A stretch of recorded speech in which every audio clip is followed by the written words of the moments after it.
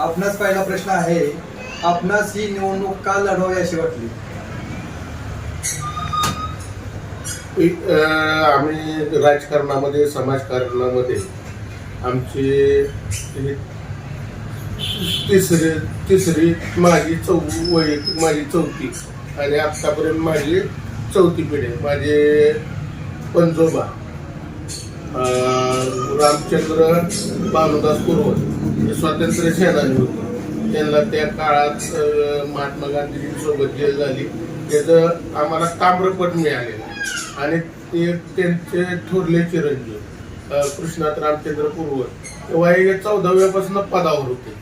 त्यामुळं आमच्या घराला आजो पंजोबांचा मिळून एक 80 ते 90 वर्षाचा सामाजिक राजकीय वारसा आहे. आणि त्याच्या पुढे जाऊ आम्ही तर राजकीय करतोय. आणि माझे आजोबा त्या तालुक्याचे 19 वर्ष पंचायत समिती सदस्य, 13 वर्ष त्यातले सभापती, 56 वर्ष कारखाना चालू व्हायच्या आधी 10 वर्ष आधी बॉडी झाली, म्हणजे मुख्य प्रवर्तक म्हणून बॉडी झालेली असताना कारखान्याची बॉडी गळीत हंगाम चालू व्हायच्या आधी 9 वर्ष त्याची मुख्य प्रवर्तकाची यादी होती. त्यातल्या तिघांच्या यादीत औदुंबर अण्णासाहेब तिघांच्या यादीत पूर्वज भाऊंचं नाव होतं. मग असं आणि माझे पंजोबांना आम्हाला ताम्रपत्र मिळालेलं आहे. तिथं ताम्रपत्र आहे आमच्या घरात. तर असा आमचा राजकीय वारसा आहे. त्या आणि परत त्यानंतर आम्ही तर सेवाभाव वृत्ती आमच्या रक्तात असल्यामुळं आम्ही तो वारसा पुढे घेऊन जात असताना आम्ही तर काम करतच असतो या समाजात वगैरे. पेपरच्या माध्यमातून मीडियाच्या प्रिंट मीडिया, सोशल मीडिया या माध्यमातून तुम्ही बघतच असता. आपण जे काम करत असतो त्याला जर एखादं पद असलं, अजून काम करण्यास संधी मिळाली, त्यामुळे मी शिंदे साहेबांचं काम सध्या महाराष्ट्रभर गाजताना दिसतंय. ते लाडक्या बहिणी योजनेच्या माध्यमातून या समाजामध्ये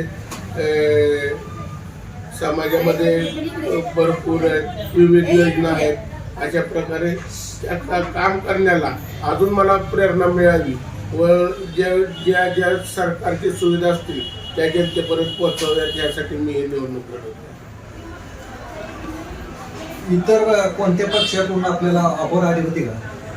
ऑफर वगैरे म्हणजे मी शिंदे सेनेने प्रवेश केल्यामुळं ऑफरचा काही विषय नव्हता.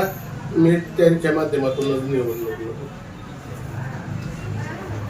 आपले पंचायत समिती गणातील जे उमेदवार आहेत, विरोधक उमेदवार आहेत, प्रत्येक वेळी आपण ग्रामपंचायतीपासून त्यांच्या विरोधात निवडणूक लढवत आहात.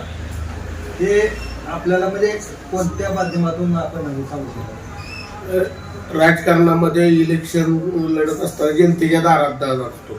समोर कोण आहे याचा कधी विचार करत नसते राजकारणामध्ये. संयोगाने येत असतील समोर, पण मी कोणाला विरोध म्हणून नाही. मी म्हणजे जो विरोधक येईल त्याला अंगावर घेण्याची तयारी माझी आहे आणि मी विरोध पहिल्यापासून करू.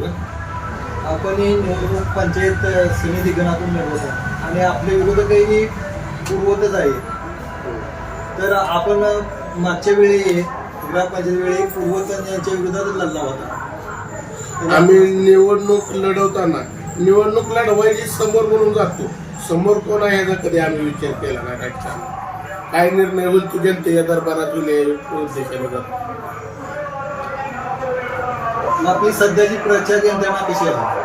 प्रचार यंत्रणा चांगली आहे. महिलांच्या घरोघरी पोचतात. आमचं चिन्ह पोचवायचं काम चालू आहे.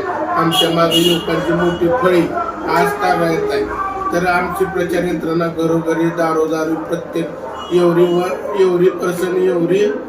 पर्यंत आमची यंत्रणा.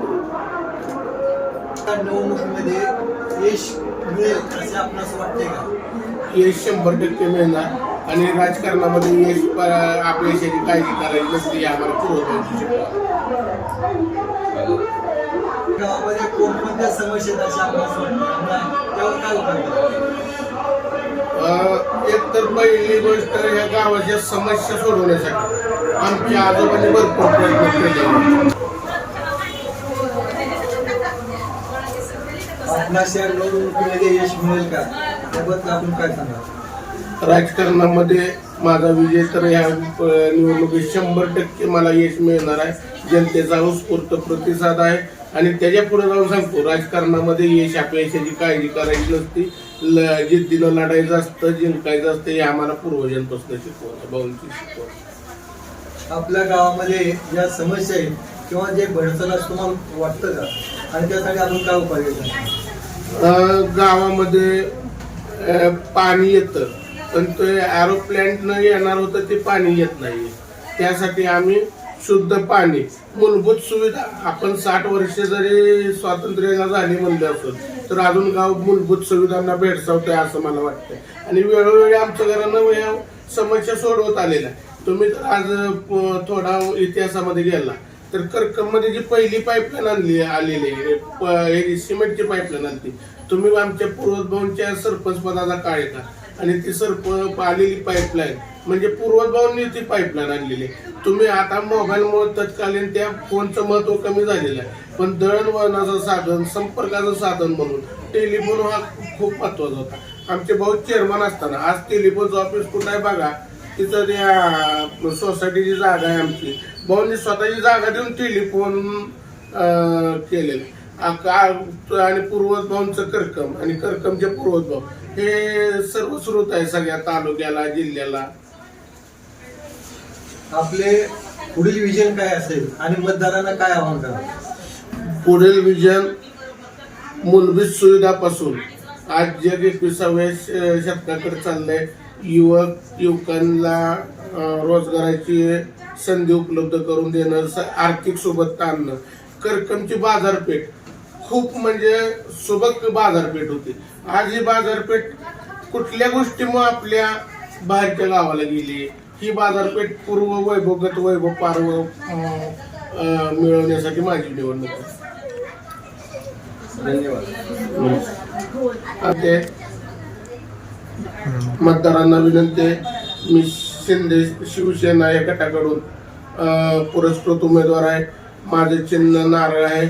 अनुक्रमानिक नंबर 4 या चिन्हासमोरील बटन दाबून सर्वांनी मला सहकार्य करावे, आशीर्वाद द्यावा हीच आणि संधी देण्याचं काम करावे एवढीच विनंती.